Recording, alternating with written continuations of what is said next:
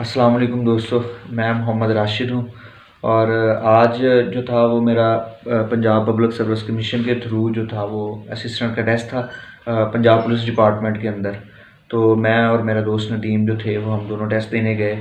और टेस्ट देने के दौरान हमारा सफ़र और हमें जो मुश्किलात पेश आई या जो जिन चीज़ों का सामना करना पड़ा वहाँ पे जो हमने माहौल देखा, तो मैंने सोचा चलें आप लोगों के साथ भी शेयर कर दिया जाए। चूँकि अभी जो है वक्तन फ़वक्तन टेस्ट होंगे, कोरोना वायरस का जो वबा हुई थी वो ख़त्म हो गई हैं। और उसके साथ साथ जो थी पहले जिस तरह का था इसका प्रोसीजर थोड़ा सा उससे स्ट्रक्चर चेंज हुआ है पीपीएससी का। तो मैंने सोचा चलें उसके हवाले से भी थोड़ा सा आप लोगों के साथ कुछ चीज़ें शेयर कर ली जाएँ, ताकि आप लोगों को उन चीज़ों के बारे में जो है वो परेशानी ना हो। अभी लेक्चरर की सीट्स आ रही हैं और बाकी भी सीट्स आती रहेंगी। अब जो है चूँकि टेस्ट मुकम्मल तौर पर शुरू हो गए हैं, तो सबसे पहले तो मैं आप लोगों से ये कहूँगा कि टेस्ट के लिए जाने से पहले दो चीज़ें पीपीएससी ज़रूरी करती हैं। डॉक्यूमेंट्स बिल्कुल भी ज़रूरी नहीं है साथ ले जाने के लिए, और ना ही इनकी फ़ीस वाली रसीद जो है वो साथ ले जाने की ज़रूरत है। बल्कि उसके लिए दो चीज़ें हैं जो वहाँ पर चेक की जाती हैं और वो ले जानी बहुत ज़रूरी है। उसके बगैर टेस्ट सेंटर के अंदर आपको बिल्कुल भी जाने की इजाज़त नहीं दी जाती। एक जो है वो आपको एडमिशन लेटर वो आपको वेबसाइट से मिल जाएगा, वेबसाइट से उसको प्रिंट कर लें। एडमिशन लेटर के ऑप्शन से जाके पीडीएफ सेव कर लें और किसी भी फ़ोटो स्टेट की दुकान से उसका प्रिंट ले लें। और साथ में ओरिजिनल सीएनआईसी वो जो है वो कलर फ़ोटोकॉपी ना हो बल्कि ओरिजिनल सीएनआईसी हो। कलर फ़ोटोकॉपी वालों को भी वहाँ पर अलाउ नहीं किया जाता। और उसके बाद जो आपका कॉलेज होगा उसकी लोकेशन ज़रूर देख के जाएँ और क्लियरली देख के जाएँ। मेरे साथ खुद आज ऐसे हुआ कि मेरा समनाबाद कॉलेज में टेस्ट था, समनाबाद फैसलाबाद में। तो समनाबाद के अंदर ही एक नाम के दो कॉलेज थे, यानी कि पोस्ट ग्रेजुएट कॉलेज, एक साइंस और एक सिंपल पोस्ट ग्रेजुएट कॉलेज। तो इनके नाम में थोड़ा सा फ़र्क था, दोनों ही गवर्नमेंट हैं, दोनों ही पोस्ट ग्रेजुएट हैं। एक के आखिर पे साइंस और एक के आखिर पे नहीं है, और जिसकी वजह से मुझे थोड़ी सी परेशानी हुई। वैसे मैं ज़्यादा जो है वो परेशानी से बच गया।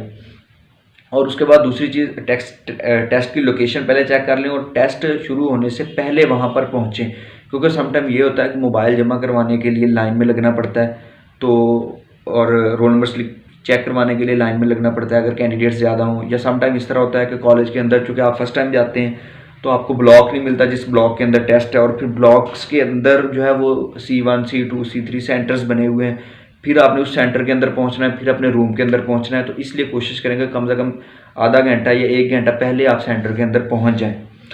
और उसके अलावा सेंटर के अंदर जाने से पहले कोशिश करें कि मोबाइल घर पे छोड़ दें तो ज़्यादा बेहतर है, क्योंकि आज मेरे साथ जिस तरह हुआ, बल्कि सारे कैंडिडेट्स के साथ ही हुआ कि मोबाइल हमने सबमिट तो करवा दिए, लेकिन वापसी के ऊपर इतना ज़्यादा रश हो जाता है कि जो है वो ना तो कोई लाइन बनाता है, या तो आप मोबाइल आखिर पे लें तो फिर आप बच सकते हैं धक्का मील से, और अगर आपको जल्दी जाना है तो फिर आपको धक्के खाने पड़ेंगे।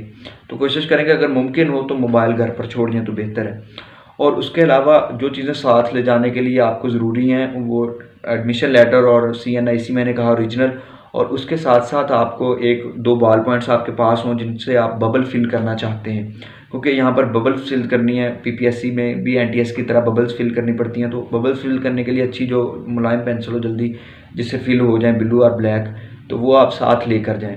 या बोर्ड मार्कर कुछ लोग यूज़ करते हैं, लेकिन मैं उसको रिकमेंड नहीं करूँगा, क्योंकि बोर्ड मार्कर का डॉट थोड़ा सा भी इधर उधर लग जाए तो वो पूरा एक सर्कल के फिल करने जितनी जगह जो है वो रोक लेता है, तो और आपका MCQs वो गलत हो जाता है। ठीक है जी, ये बात होगी। और उसके बाद कोरोना वायरस में ये चेंज आया है कि आप को रश वगैरह कुछ कॉलेजेस वाले नहीं लगाने देते बाहर। तो कोशिश करें कि जब इंटर हों तो अपने साइड पे हो के, अगर जो है वो अपना याद करना है कुछ या वेट करना है तो साइड पे होके वेट कर ले, ताकि आपको ना तो कोई ऑफिसर या अमला जो है वो टोके ना रोके ना, और जो है वो तंग ना करें, ताकि आप भी जो है वो उनको परेशान ना करें।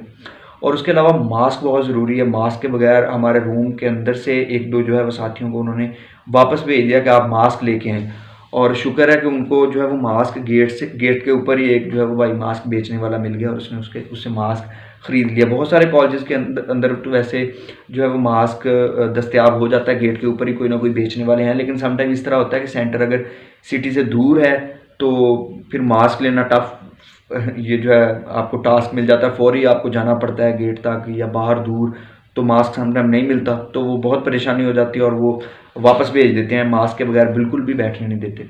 तो कोशिश करें कि अपना मास्क ज़रूर लेके जाएं साथ। मास्क के बगैर क्लास में बिल्कुल भी जो है वो एंट्री नहीं होने देते। और एडमिशन लेटर भी अपना जो है वो पहले प्रिंट करवा के लेके जाएं। हमारे एक दोस्त ने जो है वो एडमिशन लेटर प्रिंट नहीं करवाया हुआ था, तो उसको ये परेशानी बनी कि सुबह सुबह जो थी, चूँकि हमारा 10 बजे टेस्ट था वैसे तो, लेकिन सुबह एक तो पास कॉलेज के कोई फ़ोटोस्टेट शॉप नहीं थी जहाँ से वो अपना एडमिशन लेटर प्रिंट करवाता, और दूसरी वजह ये थी कि संडे था, चूँकि कॉलेज तो ऑफ था वैसे स्टूडेंट्स के लिए, तो सम टाइम जो है वो फ़ोटोशॉप वाली प्रिंटिंग वाली शॉप्स भी ऑफ होती हैं कि आज स्टूडेंट्स ने नहीं आना। तो इस वजह से कोशिश करें कि प्रिंट जो है एडमिशन लेटर और मास्क वगैरह इस तरह की चीज़ें अपनी और बॉल पेंट्स वगैरह घर के अंदर से पूरी करके लेके जाएं और अपना टेस्ट सेंटर को सर्च करके जाएं, ठीक है। और अब बात करते हैं टेस्ट के हवाले से। टेस्ट के अंदर सबको पता है कि 100 क्वेश्चंस होते हैं एमसीक्यूज़ के। आपको एक पेज मिल जाता है और उसके दोनों तरफ जो है वो फोल्ड हो जाता है और उसकी 4 साइड्स बन जाती हैं, और रफ़ के लिए अलहदा शीट नहीं दी जाती, बल्कि 4th पेज के आखिर के ऊपर थोड़ी सी जगह छोड़ी जाती है जिसके ऊपर आप अपना रफ़ कर सकते हैं। और 100 क्वेश्चन होते हैं, और क्वेश्चन जो है एनटीएस से स्टाइल डिफरेंट इनका होता है। एनटीएस के ऊपर पोर्शन बने होते हैं और इनके पोर्शन नहीं होते, बल्कि मिक्स जो है होते हैं कि इंग्लिश के भी, उर्दू के भी, जनरल नॉलेज के, कभी कोई आ गया, कभी मैथ का आ गया, कभी कंप्यूटर का आ गया, कभी एवरीडे साइंस का आ गया। तो इस तरह मिक्स एमसीक्यूज़ आ रहे होते हैं, तो इसलिए वहाँ पर पोर्शन नहीं बने हुए होते।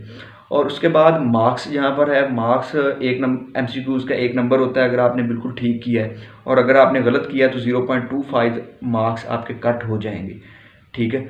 और बहुत सारे स्टूडेंट्स का यही फार्मूला है, और रिकमेंड भी मोस्टली लोग यही करते हैं कि आप जो आते हैं कंफर्म वो कर लें, लेकिन जो नहीं आते तो उनको छोड़ दें। लेकिन मैं इसको रिकमेंड नहीं करूँगा, क्योंकि मेरे नज़दीक छोड़ने का ज़्यादा नुकसान है और तुक्का लगाने का जो है वो फ़ायदा है। लेकिन तुक्का ये नहीं कि आप 100 हैं तो उसमें से 80 का तुक्का लगा दें, तो वो गलत बात है, फिर तो आप ज़ाहिर बात है आउट हो जाएंगे।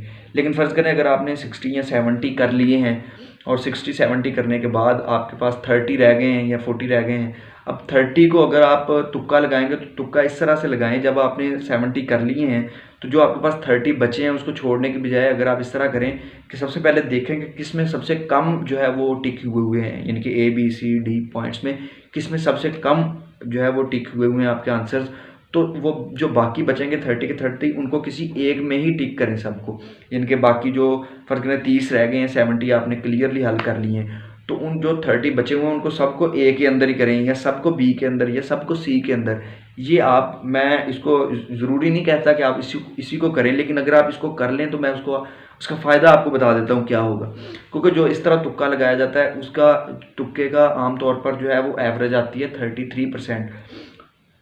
मैंने 1-2 दफ़ा इसको चेक भी किया कि जो मुझे नहीं आते थे उसको मैंने छोड़ा, तो तकरीबन 33% उसके चांसेस होते हैं, आपके 33% आपके ठीक हो जाते हैं। और अगर आप थक के 33% ठीक हो जाते हैं, यानी कि फ़र्ज़ करें अगर आपने 30 जो है वो आपने छोड़ने की बजाय, फ़र्ज़ करें 70 आपने ठीक कर लिए हैं और 30 आपने छोड़ दिए हैं, तो आपके मार्क्स आएंगे 70। लेकिन अगर आपने 70 ठीक करने के बाद जो 30 छोड़ने की बजाय आपने उन 30 को भी ठीक कर दिया, तो उस 30 में से अगर आपके 10 भी ठीक हो गए तो 10 के आपको नंबर मिल जाएंगे 10। और जो आपके 20 गलत हुए हैं तो उनमें से 4 एमसीक्यूज़ गलत होने का 1 नंबर कट होगा, यानी कि एक एमसीक्यूज़ के 2.5। तो इस तरह से 20 एमसीक्यूज़ गलत होने के आपके जो मार्क्स कट होंगे वो होंगे 5 कट। तो इस वजह से अगर 33% चांसेस पे भी आपके जो है वो एमसीक्यूज़ ठीक हो जाएं तुक्के से, तो आपके फिर वो 5 एमसीक्यूज़ की आपको फ़ायदा हो जाता है, यानी कि 30 में से आपके अगर 10 भी ठीक हो जाएं तो आपको 5 नंबर मिल जाते हैं, यानी कि 10 ठीक है उनके नंबर, और 5 नंबर वो 20 जो गलत हुए उनके 5 नंबर कट हो जाएंगे, तो आपको 5 नंबर का बेनिफिट मिल जाएगा।